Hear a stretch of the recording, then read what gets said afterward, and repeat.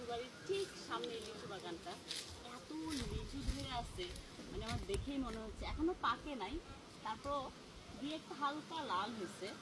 আমার দেখেই মনে হচ্ছে আমি একটু খাই। কবে না কবে ঢাকায় যে কিনা কি খাবো, শ্বশুর বাড়ির থেকে একটু লিচু খাওয়া যায়। এত এত লিচু ধরছে।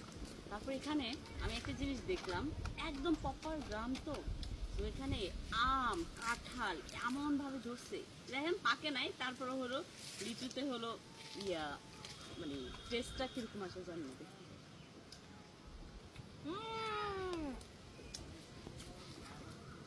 অনেক টক, অনেক টক। ও মাই গড, কাঁচা লিচু এত টক আমি জীবনে ভাবতে পারি নাই। এত টক,